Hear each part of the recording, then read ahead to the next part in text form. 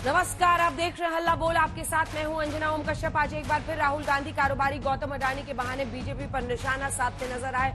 दरअसल आज अमेरिका में गौतम अडानी से जुड़ा एक केस सामने आया है, जिसमें उनके ऊपर यूएस में इन्वेस्टर्स के साथ धोखाधड़ी करने और सोलर एनर्जी कॉन्ट्रैक्ट को लेकर घूस देने या घूस की पेशकश करने के आरोप लगे हैं। इन आरोपों के आधार पर राहुल गांधी ने गौतम अडानी की गिरफ्तारी की मांग की। साथ ही राहुल गांधी ने बीजेपी और प्रधानमंत्री मोदी पर अडानी को पेट बचाने का आरोप भी लगाया है। इसके बाद बीजेपी की ओर से राहुल गांधी पर पलटवार किया गया। बीजेपी ने कहा कि आरोपों पर उनकी कंपनी ने खुद सफाई दी है, लेकिन राहुल गांधी की पुरानी आदत है कि वो अडानी अंबानी के बहाने पीएम मोदी पर हमला करते हैं, लेकिन उन्हें राफेल केस की तरह हर बार माफी मांगनी पड़ती है। राहुल ने अडानी पर देश को हाईजैक करने का आरोप लगाया तो बीजेपी बोली, हिंदुस्तान तो कांग्रेस के शासनकाल में हाईजैक हुआ था। बीजेपी ने यह भी कहा कि जिन राज्यों में आरोप लगे हैं वहां उस समय कांग्रेस या उनके सहयोगी दलों की सरकार थी। अब इस मुद्दे पर पूरे विपक्ष ने बीजेपी पर हमले शुरू कर दिए हैं। आज हम इसी पर हल्ला बोल करेंगे। कई खास मेहमान हमारे साथ चर्चा में जुड़ेंगे, जिसमें अमित मालवीय जो कि हेड है बीजेपी के आईटी सेल के, वो हमारे साथ जुड़ रहे हैं। अभय दुबे प्रवक्ता कांग्रेस पार्टी के हमारे साथ जुड़ेंगे। Siddharth Zarabi managing editor business today के, स्वागत है आपका आज तक पर। आशुतोष हमारे साथ पॉलिटिकल एनालिस्ट के तौर पर इस चर्चा में जुड़ेंगे। कृष्णा हेगड़े शिवसेना के नेता भी हमारे साथ जुड़ेंगे, लेकिन पहले आपको ये दिखा देते हैं। हिंदुस्तान के प्रधानमंत्री अडानी जी के पीछे खड़े हुए हैं और उनके प्रोटेक्टर हैं। एक प्रकार से अडानी जी ने हिंदुस्तान को हाईजैक कर लिया है। हिंदुस्तान अडानी जी के ग्रिप में है। पास्ट टेंस में होना चाहिए था, फ्यूचर टेंस और प्रेजेंट टेंस में नहीं। इंडिया हाईजैक हो गया था। गांधी परिवार, ये नकली गांधी परिवार उसके हाईजैकर थे।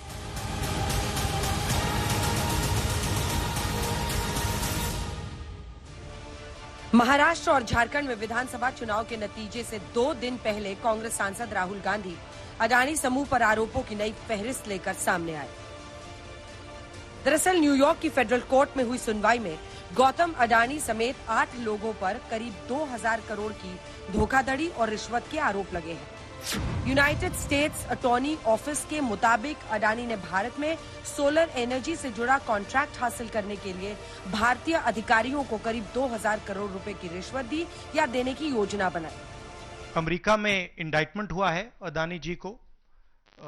2000 करोड़ रुपए का स्कैम है। हिंदुस्तान में उन्होंने क्राइम किया है, अमेरिका में क्राइम किया है। ये अमेरिका के इन्वेस्टिगेशन ने कहा है, मगर हिंदुस्तान में अडानी जी के खिलाफ कुछ नहीं हो रहा। और ये हम मांग बहुत दिनों से कर रहे हैं। अडानी जी का अरेस्ट होना चाहिए, आज अरेस्ट होना चाहिए। माधवी बुच जो हैं, जो उनकी प्रोटेक्टर हैं, जिन्होंने कोई इन्वेस्टिगेशन नहीं किया, उनको हटाया जाना चाहिए। उन पर इन्वेस्टिगेशन होना चाहिए। आज फिर उन्होंने उसी प्रकार का व्यवहार दिखाया है, उसी प्रकार से अपने विषय को रखा है जैसे वो पहले रखते थे। कोई नया पीसी नहीं है। वो चंद नाम उनके पास है, चंद तरीका उनके पास है, और उसी प्रकार से वो लगातार प्रेस कॉन्फ्रेंस करते हैं और मोदी जी, भारतीय जनता पार्टी के ऊपर आक्षेप लगाने का प्रयास उनका रहता है। आप याद करिए, जिस प्रकार से एक सेंसेशनलाइज करने का प्रयास उनका रहता है, इस प्रकार से बोलते हैं जैसे पता नहीं पहली बार कोई सुन रहा हो, कितना बड़ा खुलासा हो रहा है। आरोपों के बाद राहुल गांधी ने कारोबारी गौतम अडानी की गिरफ्तारी की मांग भी कर दी। वहीं बीजेपी कह रही है कि राहुल काफी समय से यही माला जप रहे हैं। इंटेरोगेशन कीजिए और फिर जो भी इसमें इन्वॉल्व है पकड़िए, और एंड में मैं आपको बता रहा हूं, नरेंद्र मोदी जी का नाम निकलेगा। क्योंकि बीजेपी की पूरी फंडिंग, पूरा फंडिंग स्ट्रक्चर इस व्यक्ति के हाथ में है। इसीलिए प्रधानमंत्री चाहे भी कुछ नहीं कर सकते। ये मोदी जी की क्रेडिबिलिटी को समाप्त करने की चेष्टा और कोशिश कोई आप पहली बार नहीं कर रहे हैं। सन 2002 से मोदी जी की क्रेडिबिलिटी को ध्वस्त करने की चेष्टा आप, आपकी माताश्री और आपकी पार्टी लगातार कर रही है। मौत के सौदागर से तुम नीच हो, पाकिस्तान में जाकर मोदी को समाप्त करना है, से चौकीदार चोर है तक ऐसे 100 गालियां मैं गिनवा सकता हूं जहां आपने कहा कि मोदी की क्रेडिबिलिटी खत्म हो गई है और मोदी के इमेज पर डेंट पड़ गया है। तो हमारे देश के आदरणीय प्रधानमंत्री नरेंद्र मोदी जी की क्रेडिबिलिटी आज इतनी हाई है कि हमारे देश से कोसों मील दूर, हजारों मील दूर दूसरे देश में आज हाईएस्ट सिविलियन अवार्ड उन्हें दिया जा रहा है। यह है मोदी की क्रेडिबिलिटी। राहुल गांधी आरोप लगा रहे हैं कि अडानी ने बीजेपी के साथ मिलकर हिंदुस्तान को हाईजैक कर लिया, बीजेपी ने पलटवार किया, देश अभी नहीं कांग्रेस के शासनकाल में हाईजैक हो गया था। हिंदुस्तान अदानी जी के ग्रिप में है। नरेंद्र मोदी जी अदानी को अरेस्ट नहीं कर सकते हैं। कैपेबिलिटी नहीं है हिंदुस्तान के प्रधानमंत्री की कि वो अदानी जी को अरेस्ट करें, क्योंकि जिस दिन उन्होंने अदानी जी को अरेस्ट किया उस दिन वो भी जाएंगे। राहुल जी कह रहे थे इंडिया हाईजैक हो गया है। गलत, टेंस गलत है। पास्ट टेंस में होना चाहिए था, फ्यूचर टेंस और प्रेजेंट टेंस में नहीं। इंडिया हाईजैक हो गया था। गांधी परिवार, ये नकली गांधी परिवार उसके हाईजैकर थे। कमांडो ने मुक्त कराया है हाईजैकिंग से। अब भारत का जो इकोनॉमिक जहाज है वह रनवे पे 2014 से रफ्तार से दौड़ करके अब 35,000 की फुट की ऊंचाई पर उड़ान भर रहा है। तीसरे नंबर की इकोनॉमिक शक्ति बनने जा रहा है। तो Rahul Gandhi, India is not hijacked, India was hijacked. BJP ने राहुल के आरोपों पर कहा कि अडानी समूह के खिलाफ अमेरिका के आरोपों में जिन 4 राज्यों का जिक्र हुआ है उनमें से किसी में भी बीजेपी का मुख्यमंत्री नहीं था। उस समय छत्तीसगढ़ और तमिलनाडु में कांग्रेस और उसके सहयोगी दल सत्ता में थे। तो स्वाभाविक रूप से ये चारों राज्य जिसका जिक्र डॉक्यूमेंटेशन में सामने आया है, यूएस में सामने आया है, उन चारों राज्य में ना तो हमारे मुख्यमंत्री थे और ना ही हमारी समर्थित सरकार थी, कांग्रेस और उनके सहायक दलों की सरकार थी। इन आरोपों पर राहुल गांधी से आज तक संवाददाता मौसमी सिंह ने सवाल भी किया। राहुल जी, आपने कहा कि प्रधानमंत्री की एक तरीके से साठगांठ है और लगातार आपका जो स्टैंड है वो विंडिकेट कहीं ना कहीं हुआ। क्या आपको लगता है, क्योंकि आप कह रहे हैं कि इनको अरेस्ट होना चाहिए भारत में भी, जो राज्य सरकारें हैं और जो रिपोर्ट आई है, जो फैसला है, उसमें भी कई राज्य सरकारों की संलिप्ति है जिन्होंने ब्राइब ली है, तो क्या जो राज्य सरकारें हैं, चाहे वो कर्नाटक सरकार हो, तेलंगाना ने एमओयू साइन किया 2024 इकोनॉमिक फोरम में, क्या प्रोएक्टिव कदम लेके आप अपनी सरकारों को संदेश देंगे कि इन्वेस्टमेंट ठुकराया जाए? बिल्कुल बिल्कुल बिल्कुल बिल्कुल अदानी जी का अरेस्ट होना चाहिए और जो भी इस मामले में इन्वॉल्व है उस पर कार्रवाई होनी चाहिए, चाहे वो कहीं का भी हो, कोई भी हो। हालांकि अडानी ग्रुप ने बयान जारी करते हुए सभी आरोपों को आधारहीन बताया है। अडानी समूह की ओर से कहा गया है कि अडानी ग्रीन एनर्जी लिमिटेड के डायरेक्टर्स के खिलाफ United States department of justice और United States securities and exchange commission की ओर से लगाए गए आरोप निराधार हैं। हम उनका खंडन करते हैं। राहुल के सुर में विपक्ष ने भी सुर मिलाया और कहा कि अडानी के सभी मामलों की जांच सुप्रीम कोर्ट की निगरानी में हो। पर जो मामला हुआ है अमेरिका में और ट्रम्प प्रशासन ने उसका अरेस्ट वारंट उनको अरेस्ट करने के लिए वारंट निकाला है। ये देश के लिए, मोदी जी के लिए, पूरे बीजेपी के लिए शर्म की बात है। अडानी की वजह से मोदी जी ने इस देश को एक धब्बा लगाया है। आपको बताना चाहता, हिंडनबर्ग वगैरह लोगों का जो चल रहा था ना, उनको क्लीन चिट देने वाले लोग हैं। इसलिए तो महाराष्ट्र में जो लड़ाई हुई चुनाव की कि हम महाराष्ट्र को अडानी राष्ट्र नहीं बनाना चाहते हैं।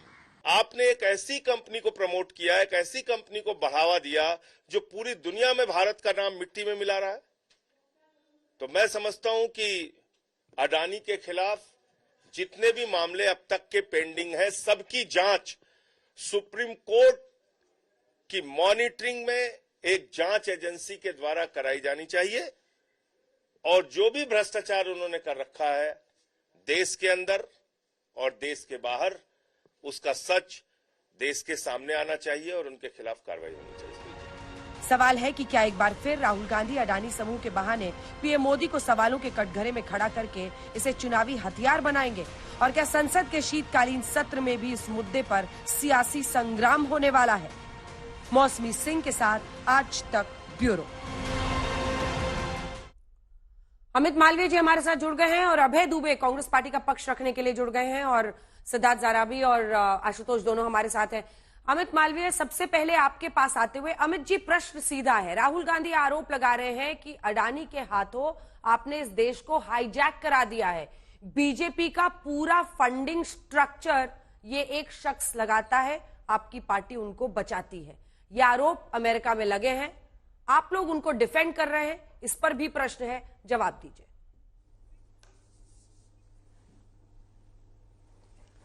अंजना जी, गौतम अडानी जो अडानी ग्रुप के प्रमुख हैं, उनका एक बयान है और ये सार्वजनिक बयान है, जिन्होंने इस बात को माना कि वो एक कॉरपोरेट ग्रुप की तरह जब राजीव गांधी प्रधानमंत्री थे तब उभरे।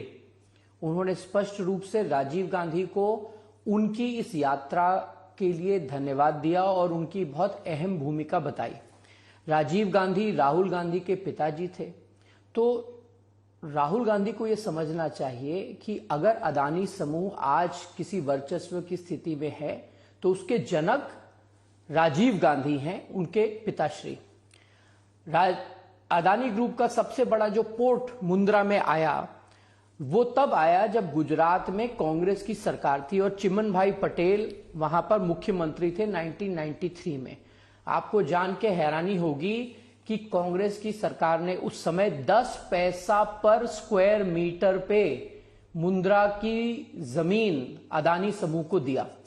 तो ये अदानी ग्रुप का इतिहास है। इतना ही नहीं, यूपीए के 10 साल के शासनकाल में अदानी समूह को सरकारी बैंकों से जो ऋण मिल रहा था उसमें 74% इजाफा देखा गया। तो अगर आज अदानी समूह किसी स्थिति में है तो उसका पूरा श्रेय राहुल गांधी, कांग्रेस पार्टी, उनके पिताजी राजीव गांधी और चिमन भाई पटेल की सरकार को जाता है। अब हम आते हैं आज के मुद्दे पे कि यूएस में जो विषय है वो क्या है। यूएस के एक कोर्ट ने एक ऑब्जर्वेशन दी है जिसमें उन्होंने कहा है कि अदानी ग्रुप की एक कंपनी और अज्यूर पावर जो अमेरिका की एक कंपनी है, इन दोनों ने यहां पर बड़े बड़े कॉन्ट्रैक्ट लिए और उस कॉन्ट्रैक्ट के क्रियान्वयन के लिए उनको $265 मिलियन रकम की ब्राइब देनी पड़ी। यूएस कानून के अंतर्गत कोई भी अमेरिकन कंपनी किसी को इस प्रकार की रिश्वत नहीं दे सकती। लेकिन उन्होंने इस चार्जशीट में यह भी लिखा कि ये महज एलिगेशंस हैं और इस पर कुछ सिद्ध नहीं हुआ। ये अडानी पावर और अज्यूर पावर जो अमेरिका की कंपनी है, ये उनका विषय है, वो इससे कैसे डील करते हैं। लेकिन हमारे सवाल ये हैं कि जिन 4 प्रदेशों का जिक्र इसी फेडरल ऑर्डर में किया गया, वो चारों प्रदेश या तो कांग्रेस शासित थे या उनके अलायंस पार्टनर थे, जिसमें मुख्य रूप से छत्तीसगढ़ है। भूपेश बघेल से यह सवाल पूछा जाना चाहिए। तमिलनाडु में डीएमके की सरकार है जहां कांग्रेस खुद वहां अलायंस में है, उनसे यह सवाल पूछे जाना चाहिए। आंध्र प्रदेश में वाईएसआरसीपी की सरकार थी, उनसे पूछना चाहिए। उड़ीसा में उस वक्त बीजेडी की सरकार थी, उनको पूछना चाहिए। दूसरा, अगर किसी कोर्ट ने कोई ऐसा फैसला सुनाया है तो क्या हिंदुस्तान के एक प्रमुख राजनीतिक दल में उसमें कूदना चाहिए। अभी 2 दिन पहले इंडिया के एंटी करप्शन कमीशन ने, एंटी कंपटीशन कमीशन ने मेटा यानी फेसबुक चलाने वाली कंपनी पे $25.4 मिलियन का फाइन इंपोज किया है। क्योंकि वो व्हाट्सएप के साथ डेटा शेयरिंग कर रहे थे, एडवर्टाइजिंग के लिए यूज कर रहे थे। आपने तब राहुल गांधी को सरकार को श्रेय देते हुए सुना या मीडिया में इसकी कोई चर्चा हुई? नहीं हुई। तो अमेरिका की किसी कोर्ट में कोई ऑब्जर्वेशन होती है, उसको लेके हमारा विपक्ष क्यों कूद जाता है। मैं सिर्फ एक अंतिम पॉइंट यहां पे रखना चाहता हूं। जल्दी। अमेरिका में इलेक्शंस हो चुके हैं। ट्रंप एडमिनिस्ट्रेशन जनवरी में कार्यभार संभालने वाला है। कल डोनाल्ड ट्रंप ने एक ट्वीट किया जहां पे उन्होंने स्पष्ट रूप से कहा कि जो आउटगोइंग रेजीम है वो जस्टिस ऑफ डिपार्टमेंट में अपने लोगों को भरने की कोशिश कर रही है और उसका मिसयूज कर रही है। और अंतिम बात, जॉर्ज सोरस ने फरवरी 2023 में मोदी और अडानी को जोड़ते हुए एक बयान दिया और उन्होंने ये कहा कि अगर अडानी समूह गिर जाता है तो हिंदुस्तान की साख को नुकसान पहुंचेगा। वही बात राहुल गांधी अपने तमाम प्रेस कॉन्फ्रेंस में कह रहे हैं। आप मोदी विरोध करिए ना, आप देश का विरोध क्यों कर रहे हैं? ठीक है, चलिए अभय दुबे जी अब जवाब दीजिए आप। ठीक है, अब अमित जी, देश के उद्यमियों को नीचे गिराने का काम देश के क्यों कर रहे हैं? उद्यमियों को नीचे गिराने का काम क्यों कर रहे हैं, इसका जवाब दीजिए। आप बिजनेस हाउस को टारगेट करके देश को टारगेट कर रहे हैं, और जिन 5 राज्यों का नाम लिया गया है जुलाई 2021 और फरवरी 2022 के बीच में, छत्तीसगढ़ जहां कांग्रेस की सरकार थी, आंध्र प्रदेश जहां वाईएसआरसीपी, तमिलनाडु जहां पर डीएमके, ओडिशा जहां पर बीजेडी, और जम्मू कश्मीर यूनियन टेरिटरी था। ऐसे में ये आरोप सीधा बीजेपी के दरवाजे पर कैसे? अभय जी। अंजना जी, भारतीय जनता पार्टी के प्रवक्ता ने बहुत कोशिश की अडानी जी और उनकी कंपनी और उनके कारनामों को बचाने के लिए, मगर ये प्रयास असफल रहा। मैं बताना चाहता हूं पहले 10 सेकंड में कि आखिर हुआ क्या है। प्रधानमंत्री नरेंद्र मोदी जी घोषणा करते हैं दिसंबर 2014 के आसपास, नवंबर दिसंबर में, कि 175 गीगावाट का सोलर एनर्जी के प्रोडक्शन का हम एक जिम्मेदारी लेते हैं कि ये देश पैदा करेगा। अच्छी बात थी। जनवरी 15 में अडानी एनर्जी एक कंपनी फॉर्म करती है इस इरादे से कि वो अधिक से अधिक प्रोजेक्ट्स उसको मिलेंगे। ये भी अच्छी बात थी। ये जो मुकदमा है कोई आज का नहीं है। जून 2021 को ACCI मतलब solar energy corporation India limited एक award, letter of award issue करती है अडानी और एजियोर को, जिसका जिक्र इन्होंने किया है। अमेरिकन कंपनी नहीं है, वो मॉरिशस के लॉ के तहत बनी हुई एक कंपनी है। उसको एक लेटर ऑफ अवार्ड देते हैं कि इतने गीगावाट के प्रोजेक्ट्स हम आपने जीत लिए हैं और आप इस पर काम करिए। उसमें शर्त थी कि 90 दिन के अंदर उनको पावर परचेस एग्रीमेंट करने पड़ेंगे ACCI के साथ। लेकिन 18 महीने तक, ये इस कोर्ट के आदेश में कि 18 महीने तक वो PPA साइन नहीं हुए जब तक वो रिश्वत नहीं दी गई केंद्र और राज्य के अधिकारियों को, क्योंकि उनको पावर सेल एग्रीमेंट करने थे। और यह भी इस आदेश में लिखा है कि बाजार मूल्य से अधिक में वो पावर परचेस एग्रीमेंट 18 महीने के बाद किए गए अडानी समूह द्वारा। उसमें कारण क्या था? क्योंकि उस दौरान दूसरे और जितने अवार्ड हुए थे, लेटर ऑफ अवार्ड जारी हुए, वो अडानी जी की ने जो बिड जीती थी, एजियोर ने जीती थी, उससे कम में हो गए। तो राज्यों ने डिनाई कर दिया। राज्यों ने कहा कि जब दूसरे एग्रीमेंट्स हमारे पावर परचेस के कम कीमत पर है तो ये हम कैसे कर लें? तब खेल शुरू हुआ रिश्वत का। और ऐसा नहीं है, ये रिश्वत के खेल की डिटेल ऑर्डर शायद पढ़कर नहीं आए भारतीय जनता पार्टी के प्रवक्ता, या अडानी जी ने नहीं बताया इनको। उसमें डिटेल दी है उन्होंने कि इंटरनल डॉक्यूमेंट से इस बात का पता लगता है कि कैसे हजारों करोड़ रुपए की रिश्वत दी गई है। और वो एजियोर के डॉक्यूमेंट के आधार पर उन्होंने इसका खुलासा किया कि वो कंपनी खुद उस दौरान पब्लिक में ये प्रेस रिलीज के थ्रू बता रही थी कि कैसे हमको ACCI ये पावर परचेस एग्रीमेंट नहीं कर रही है। और 18 महीने के बाद वो पावर परचेस एग्रीमेंट हुआ। क्या ये DRI जो भारत सरकार की एजेंसी है, डायरेक्टरेट रेवेन्यू इंटेलिजेंस, ये भी देशद्रोही है क्या? इसने 2014 में अडानी जी के खिलाफ एक नोटिस इशू किया कि ये जो ओवर इनवॉइसिंग कोल की कर रहे हैं, जो प्रोजेक्ट्स हिंदुस्तान में इन्होंने लिए हैं पावर के प्रोजेक्ट्स, उसमें यह बताकर लिए कि हमको कोल इतनी कीमत का मिलेगा, पावर इक्विपमेंट्स इस कीमत के मिलेंगे, इसलिए उसके आधार पर हमको पर यूनिट ये पावर सेल करेंगे। तो उन्होंने बताया कि ये ओवर इनवॉइसिंग हुई है, कोरियन कंपनियों के नाम से ये परचेस किया गया। उसके बाद इन्होंने एक मिनट गंभीर बात है। उसमें क्या हुआ? उस केस में यह हुआ कि जो DRI के अधिकारी थे JP सिंह और ED के जो अधिकारी थे PK दास, उन दोनों को हटा दिया। ये आरोप लगाकर कि आय से अधिक संपत्ति इनके पास है। 6 एयरपोर्ट दिए गए। नीति आयोग और वित्त मंत्रालय की आपत्ति के बावजूद उन्होंने कहा कि GMR ने मुंबई और दिल्ली के दोनों एयरपोर्ट जीते थे, मगर यह नीतिगत निर्णय था कि एक कंपनियों को इतने एयरपोर्ट नहीं देंगे। ये बात नीति आयोग ने कही कि जिनको अनुभव है पहले से उन्हीं को दिए जाएं।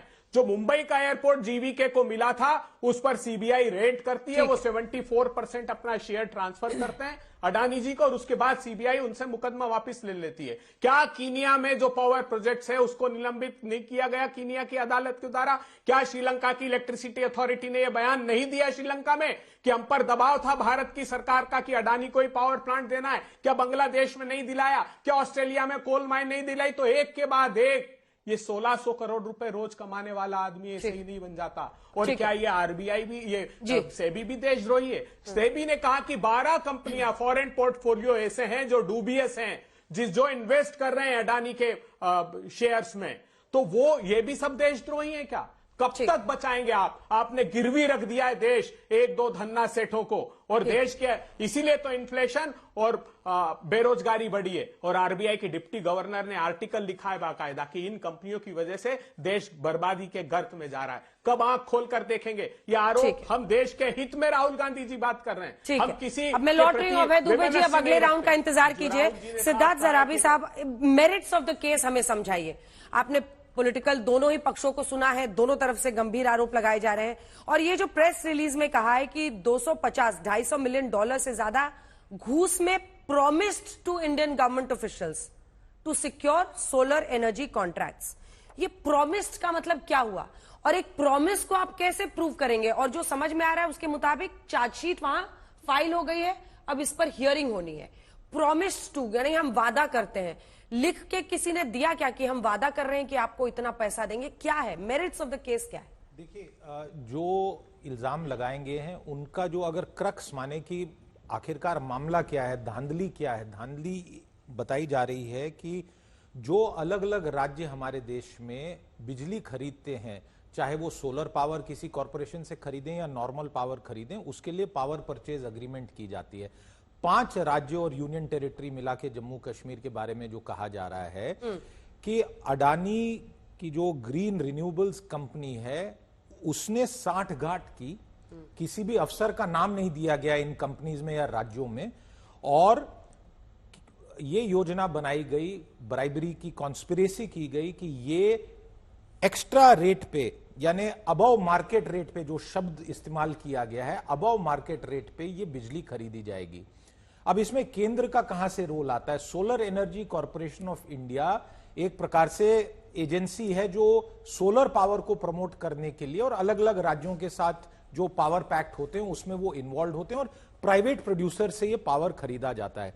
इस मामले में हमें यह समझना चाहिए कि जो ये इंडाइटमेंट है ये केवल एक कंपनी के लिए नहीं है, एक और कंपनी है जिसका नाम एज्योर पावर है, वो कनाडा के पेंशन फंड और बाकी एंटिटीज द्वारा मेजॉरिटी कैनेडियन ओन्ड फर्म है, यानी 2 फर्म है, एक अडानी समूह, एक एज्योर है, और एज्योर और अडानी ग्रुप का आपस में कंपटीशन होता था बिड्स में, जहां पे बिड्स दी जाती हैं बिजली की खरीद फरोख्त के लिए।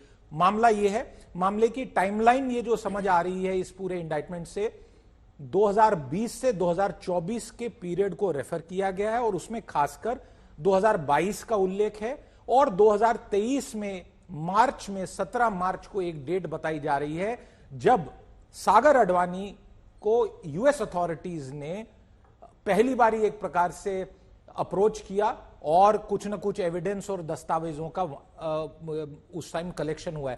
तो कहीं ना कहीं हम मार्च 2023 के टाइम फ्रेम से 20 नवंबर को जो ये काफी बड़ा बॉम्बशेल और बड़े गंभीर आरोप लगाएंगे, इनकी ये टाइमलाइन। और एक आखिरी बात जो आपने पूछा, मैं भी थोड़ा इसमें खोज रहा हूं सारी डॉक्यूमेंट्स में, 2 अलग अलग प्रेस रिलीज आई हैं, 4 एजेंसीज द्वारा इस पे कार्रवाई की गई है।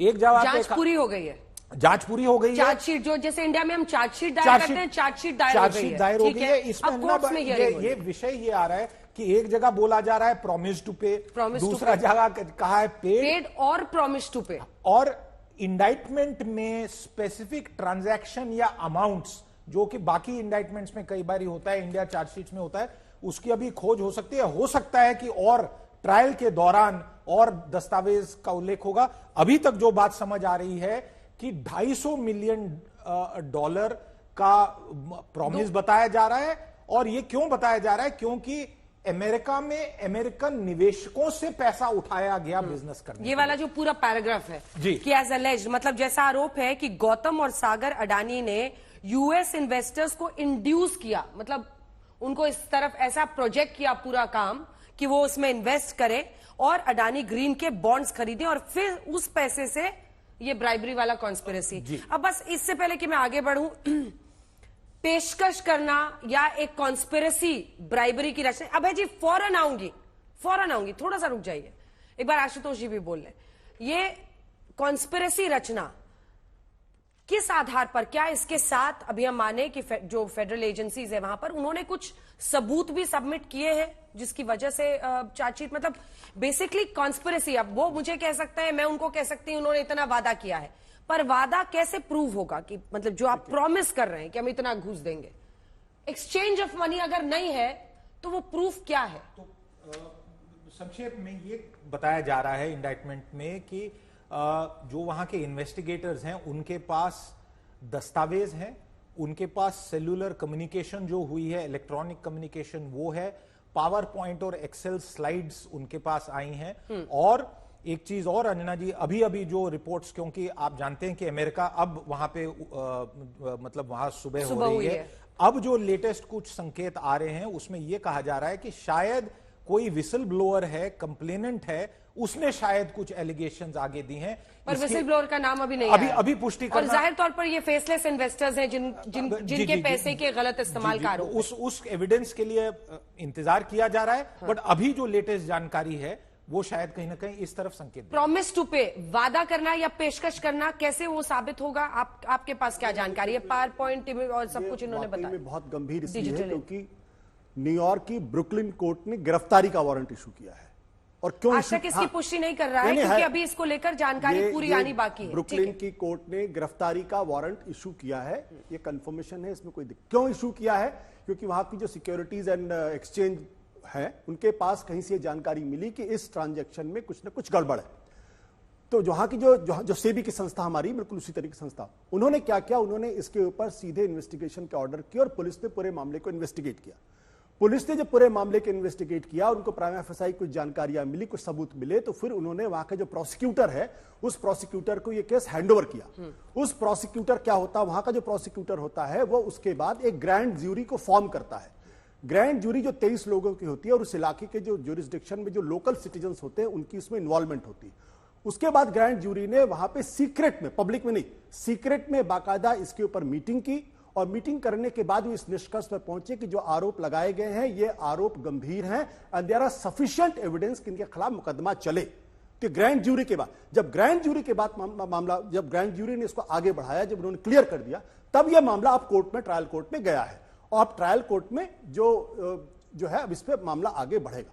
दो चीजें महत्वपूर्ण है, दो आरोप है अडानी के ऊपर। पहला आरोप इस बात का लगा हुआ है कि घूस देकर कॉन्ट्रैक्ट लिया गया, पहला आरोप यह है, घूस देकर कॉन्ट्रैक्ट लिया गया।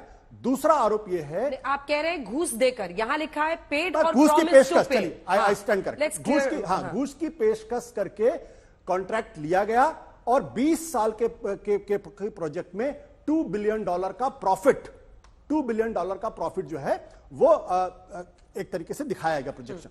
दूसरा जो आरोप है और जिस पर अमेरिका इस पर कूदा है वो ये है कि मिसलीड करके इन्वेस्टर से पैसा लिया गया और उसमें जो हिंदुस्तान के जो अधिकारी हैं उनको ये पैसा दिया गया ये कहने के लिए कि आप इन्वेस्टर्स के सामने ये कहिएगा, उनके बैंक के सामने कहिएगा ये बहुत अच्छा प्रोजेक्ट है, इसमें आप पैसा लगाएं और इसमें आपको फायदा होगा। तो झूठ बोल के इन्वेस्टर्स को गुमराह करके पैसा, ये दो गंभीर आरोप। अब इसमें जो चीज सबसे महत्वपूर्ण बात है, मुझे लगता है कि ये मामला क्यों गंभीर है, क्योंकि जो 5 काउंट किए गए हैं उनमें से उनके इन्वेस्टिगेटर को शायद पावर पॉइंट प्रेजेंटेशन भी मिला है और साथ ही साथ एक्सेल शीट भी मिली है जिसमें बाकायदा यह डिस्कशन हुआ है कि इस तरीके से पेमेंट होगा और उसका नाम डेवलपमेंट फी के तौर पर किया गया।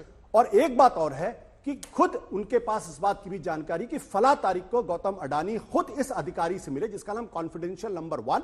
ये कॉन्फिडेंशियल अधिकारी का नाम वहां का जो ये हैदराबाद आंध्र प्रदेश की जो अधिकारी हैं उनका नाम उनको पता है और उन्होंने उसका नाम डिस्क्लोज नहीं किया है। गौतम अडानी की उनसे मुलाकात हुई है, ये करीब 2021 के आसपास की बात है, और शायद गौतम अडानी ने वहां के मुख्यमंत्री से भी मुलाकात की है। तो ऐसा नहीं, ये इन राज्यों में देख चुकी आप खुद भी मुख्यमंत्री की बात करें, जुलाई 21 और 22 फरवरी के बीच में जिन राज्यों का जिक्र है वहां पर या तो कांग्रेस या फिर उनके गठबंधन के साथियों की सरकार है।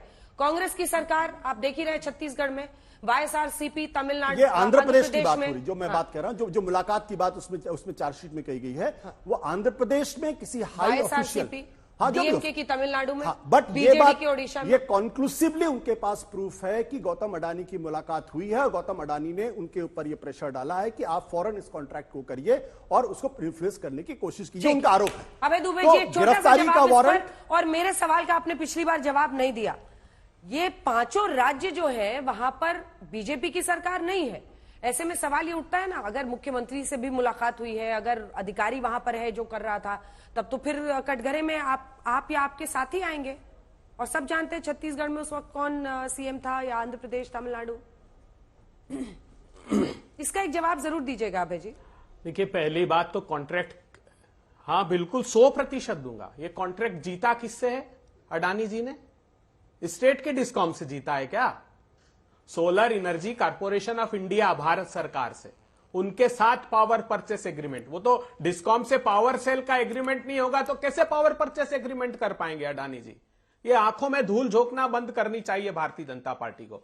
ये जो समरी लिखी ना इस ऑर्डर की, उस समरी में ही लिख दिया है उन्होंने। जब अडानी जी की तरफ से उस कोर्ट में ये कहा गया कि हम लोग ऑनेस्ट हैं और हम लोग रिश्वत नहीं देते, तो वो कोर्ट कहती none of these was true in the months and weeks before making these representation in connection with the offering, defendants were personally involved in paying or promising the equivalent hundreds of millions of dollars.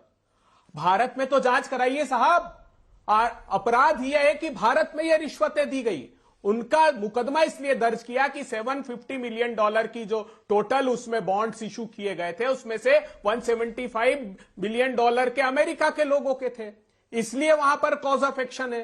तो आप कम से कम प्रधानमंत्री जी बचाने की कोशिश मत कीजिए। एक के बाद एक मुकदमे मैंने आपको गिनाए सारे कि कैसे उनको बचाने की कोशिश कर रहे हैं। जब वो ओवर इनवाइसिंग का केस था तो क्या हुआ कि अडानी जी की कंपनी सिंगापुर, लेटर रोगेटरी जारी हो गया तो सिंगापुर की कोर्ट चले गए, क्योंकि वहां एक खबर इस वक्त आ रही है, वो अपने दर्शकों को बता दें कि तमिलनाडु हैज नथिंग। जो इलेक्ट्रिसिटी मंत्री, एक सेकेंड, जो बिजली मंत्री हैं तमिलनाडु के सेंथिल बालाजी, उन्होंने एक स्टेटमेंट जारी किया है, पढ़ना जरूरी है क्योंकि इस मामले में बहुत संजीदगी से डील करना चाहिए, इधर उधर सिर्फ आरोप लगाने से नहीं होगा। तमिलनाडु का अडानी की फर्म से कोई लेना देना नहीं है, ये बिजली मंत्री वी सेंथिल बालाजी ने थर्सडे को कहा है। तो ये बात इसी तरीके से सामने आने भी चाहिए। देखिए, जो गंभीरता है तमाम आरोपों को लेकर, वो एक मैं एक बार आ रही हूं अमित जी आपके पास, लेकिन गंभीर मामला इसलिए है क्योंकि अगर आप इतने बड़े रकम के ब्राइबरी की बात कर रहे हैं और ये कह रहे हैं कि वहां पर लेवल 5 में पहुंच गया है, कोर्ट्स में हियरिंग, चार्जशीट है, तो जाहिर तौर पर तमाम बातें तो सामने आ ही गई है ना सिद्धार्थ। इसमें और जो हिंडनबर्ग वाले मामले में एक बहुत बड़ी फर्क समझनी पड़ेगी। वहां पे एक प्राइवेट रिसर्च एजेंसी ने एक प्रकार से कुछ रिपोर्ट दिया था। ये कार्रवाई है, कोर्ट की कार्रवाई है, एसईसी की कार्रवाई है, इसमें एफबीआई इन्वॉल्व था, डिपार्टमेंट ऑफ जस्टिस इन्वॉल्व है, उनका क्रिमिनल डिवीजन, तो ये काफी सीरियस है। हिंडनबर्ग से इसका कोई कंपैरिजन नहीं है। और जो एक चीज और अपने दर्शकों के लिए हम बता दें कि भारत की सेबी और यूएस का जो एसईसी है, उनका एक आपस में अग्रीमेंट है जहां पे सेबी पे ऐसे केस में अब अनिवार्य हो जाता है कि उनको स्टेप करना पड़ेगा, और इसलिए हम इंतजार कर रहे हैं कि सेबी इस विषय पे क्या कहेगा। और एक बड़ा सवाल जो उठता है कि 2 साल बाद हिंडनबर्ग के मामले में अगर ऐसे फिर से प्रश्न उठते हैं, तो आज जो भारतीय बाजार में हमने बिकवाली देखी शेयर्स की, इतना नुकसान हुआ 2,60,000 करोड़ से अधिक का, कहीं ना कहीं पे कॉर्पोरेट गवर्नेंस को लेके जरूर सवाल आ रहा है अंजना। और जो राज्य हैं, इससे आप देखिए बाहर विदेश में भारत में एज ए इन्वेस्टमेंट डेस्टिनेशन, क्योंकि केंद्र की भी एक संस्था इन्वॉल्व है, 5 राज्य भी इन्वॉल्व हैं, भारत का एक बहुत बड़ा ग्रुप इन्वॉल्व है। तो एक जो मुझे ये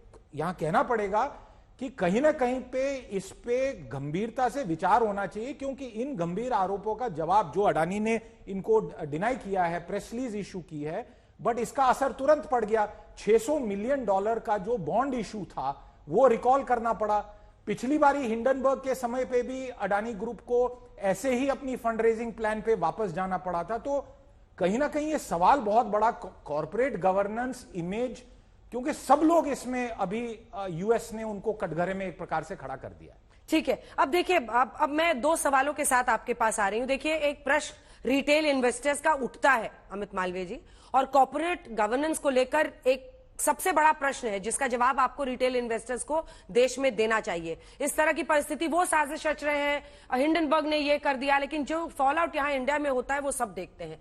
दूसरा प्रश्न, आप कह रहे हैं कि उनके शासित राज्य थे, तो क्या फिर आप ये मान रहे हैं कि अगर उनके शासित राज्य थे तो अडानी ने उनको रिश्वत दी? क्या उन्होंने रिश्वत वहां पर ली?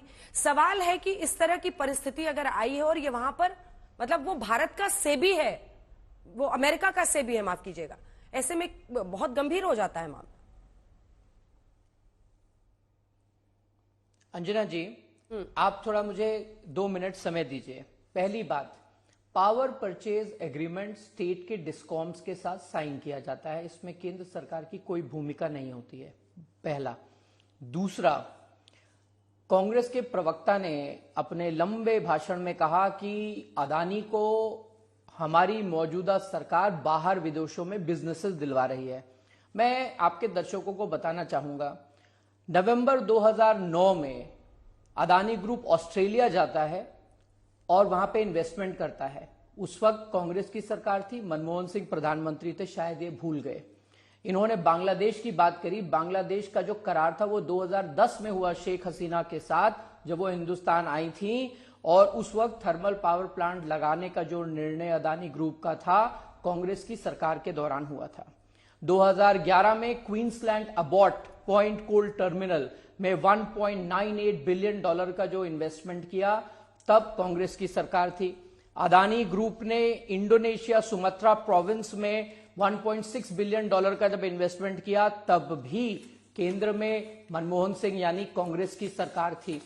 मैं 2014 के बाद, यानी केंद्र में नरेंद्र मोदी जी की सरकार आने के बाद में कितनी सरकारों के साथ अदानी ग्रुप ने करार किया, और वो सारी विपक्ष के थे, उनके कुछ नाम बताऊंगा, पूरे बताऊंगा तो बहुत समय निकल जाएगा।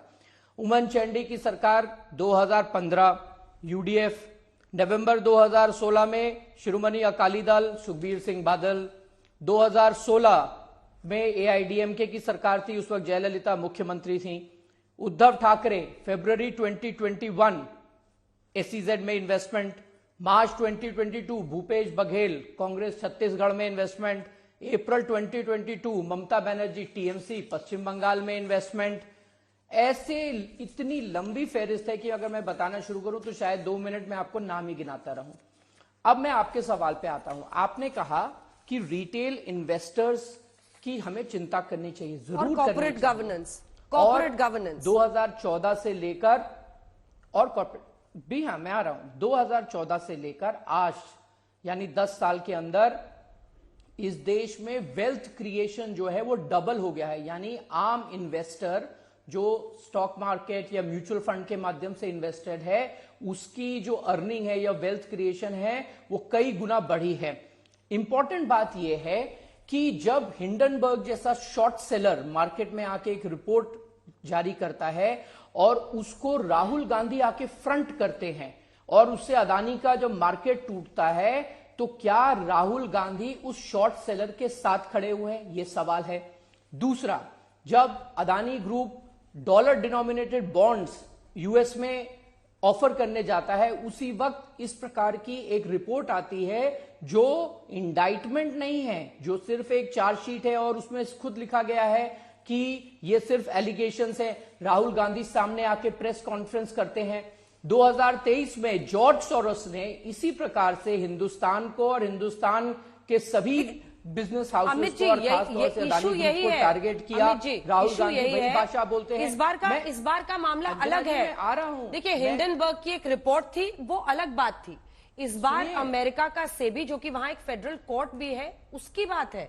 ये इन दोनों को मत आप रिलेट कीजिए। वो अलग मामला था, उसमें आप अलग स्टैंड ले सकते हैं, लेकिन ये वाला मामला कहीं ज्यादा सीरियस है। सुनिए जी अंजना जी, मैं इन विषयों को बहुत अच्छी तरह समझता हूं, इसीलिए मैं आपको बता रहा हूं। मैं दोबारा इस बात को दोहरा रहा हूं कि फेडरल कोर्ट में जो रूलिंग आई है उसका जवाब अदानी देगा, मैं क्यों दूंगा।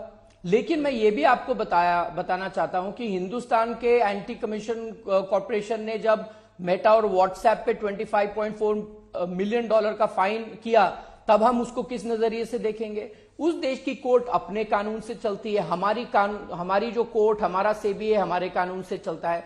मुझे समझ में नहीं आता कि अमेरिका की एक कोर्ट और एक कॉर्पोरेट ग्रुप को लेके एक पॉलिटिकल पार्टी को यहां पे इतना क्यों विचलित होना चाहिए। ये ठीक है, इसका मैं जवाब उनसे लूंगी, लेकिन एक और बड़ी खबर आ रही है इस वक्त। भूपेश बघेल ने इनकार किया है, मेरे कार्यकाल में सोलर पार्क को लेकर ऐसा कोई अग्रीमेंट नहीं हुआ है।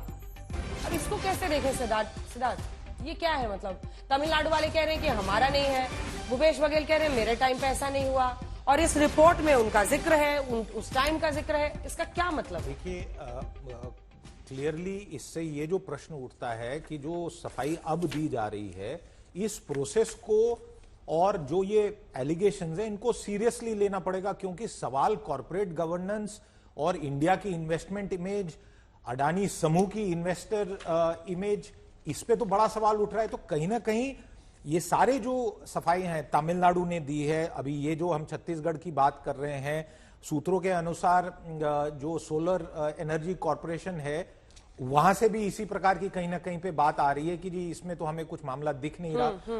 बट केवल ये कहने से होगा नहीं, क्योंकि इस बारी फर्क ये है कि ये एक बाजाबता इंडाइटमेंट लीगल प्रोसीडिंग है, और जो यूएस के बड़े बड़े स्ट्रॉन्ग कानून हैं और खासकर जो फॉरेन ब्राइबरी को लेके उनके कानून हैं, उनको अब इस बारी इन्वोक किया गया है। अंजना, बिल्कुल, वक्त इतने की इजाजत देता है अभय जी, वरना जरूर लेती आपसे मैं कमेंट।